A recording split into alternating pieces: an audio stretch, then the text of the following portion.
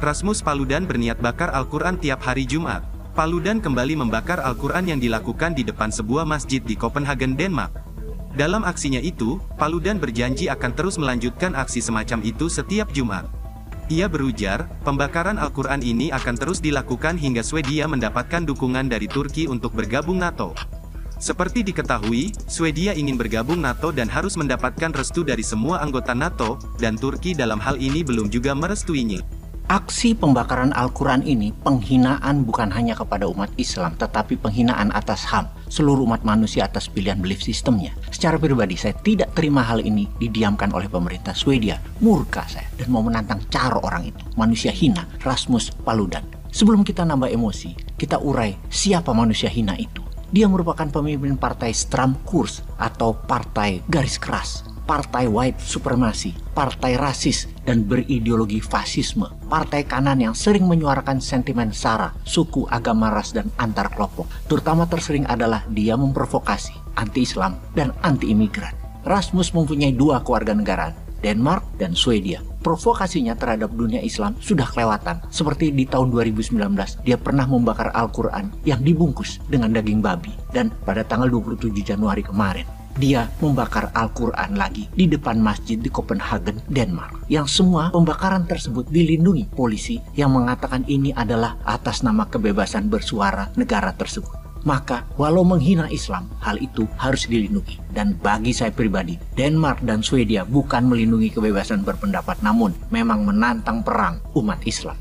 Oke, sabar sebentar. Kita manusia beragama yang rasional. Kita sabar sebentar sebelum kita membumi hanguskan manusia Rasmus tadi. Kita new mind, kita analisa lebih dalam.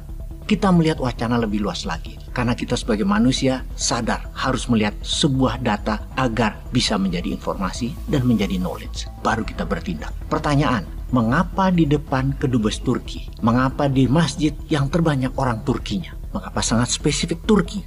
Turki memang Islam. Kenapa tidak di kedutaan Indonesia atau di kedutaan Malaysia? Sekali lagi, kenapa Turki? Inilah awal analisa yang membuat kita meluaskan wacana bukan hanya Islamofobia atau mengkampanyekan kebencian takut terhadap agama Islam tindakannya. Namun, lebih dikarenakan jangan-jangan ada agenda politik di belakangnya. Pemerintah Swedia dan Denmark sesungguhnya juga menyetujui langkah tersebut. Kita meluas lagi pengamatannya. Kita tahu bahwa ketika Rusia menyerang Ukraina adalah pelaksanaan atas peringatan berkali-kali dari Rusia kepada Ukraina yang untuk tidak join NATO. NATO adalah kolonialisasi barat ke Eropa Timur. Sudah 15 negara ex-Soviet di Eropa Timur yang bergabung dan saat ini ada 30 negara yang bergabung yang bukan hanya membangun aliansi militer, namun penaklukan ekonomi negara-negara kecil tersebut untuk jadi pasarnya negara besar Eropa Barat. Fakta pertahanan adalah langkah militer multilateral beberapa negara atas takutnya kalau ada serangan dari negara lain. Negara Eropa warganya sesungguhnya tidak suka membuang-buang anggaran militer yang jarang dipakai dan hanya untuk jaga-jaga. Karena itu mereka mengecilkan anggaran militer dan lebih membuat kesejahteraan warganya dana tersebut. Daripada punya pesawat tempur senilai 80 juta dolar atau 1,1 triliun rupiah, mending membangun rumah sakit, membangun sekolah, dan sarana masyarakat lainnya. Daripada punya kapal induk seperti USS Gerald Ford yang harganya 199 triliun rupiah atau 1/12 APBN Indonesia, mending buat kesejahteraan rakyat yang menggratiskan pendidikan dan kesehatan masyarakat, juga meningkatkan daya beli masyarakat.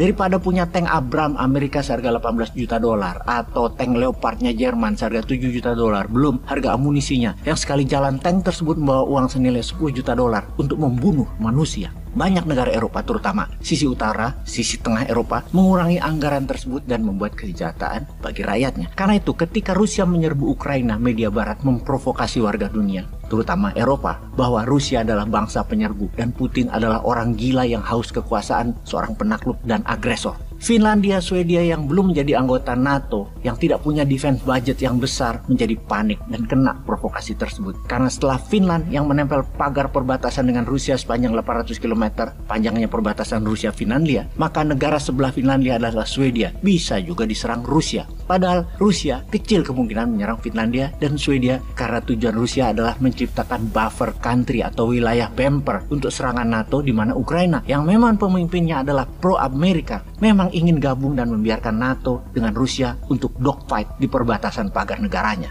Dan kita semua tahu, Turki adalah sahabat Rusia dan Turki punya ambisi menjadi pengendali Eropa, menjadi global player. Pemimpin Turki, Erdogan, adalah pencinta sejati bangsa Turki dan negara Turki. Turki ini dijajah di banyak hak, termasuk Selat Bosporus yang membelah Turki dan membelah dua laut besar, Laut Hitam Black Sea dan Laut Marmara Mediterranean, yang dilewati banyak kapal niaga, namun Turki tidak dapat benefit apapun. Di mana jelas Erdogan akan mengambil hak Turki. Seperti halnya New Mind yang terinspirasi akan langkah Erdogan, akan meminta hak Selat Malaka kepada internasional. Ini kalau pemimpinnya seberani Erdogan, seberani Putin, seberani Xi Jinping. Bukan pemimpin pragmatis, populis, pro ekonomi oligar. Harus berani dan untuk rakyat. Itulah pemimpin ideal Indonesia ke depannya. Untuk itu, Turki punya skenario sendiri agar menjadi negara berdaulat dan pemain global. Di mana salah satunya, Turki tidak mau anggota NATO ditambah. Di mana kita tahu syarat negara join NATO, ke-30 negara anggota harus setuju 100%. Turki menghalangi Finlandia dan Swedia menjadi anggota NATO bukan karena pro-Rusia saja, karena Swedia dan Finland main dua kaki dengan mendukung Kurdi untuk merdeka. Suku Kurdi sebagian ada di wilayah tenggara Turki yang selalu mengganggu keamanan kesatuan Turki, yang mendapat funding dan mendapat sokongan untuk pergerakan rebel mereka terhadap Erdogan didukung oleh Swedia. Inilah geopolitik saat ini. Yang terbaru adalah memancing marah Turki, di mana Rasmus berkata dengan tegas akan membakar Al-Quran setiap Jumat sampai Turki mendukung Swedia jadi anggota NATO.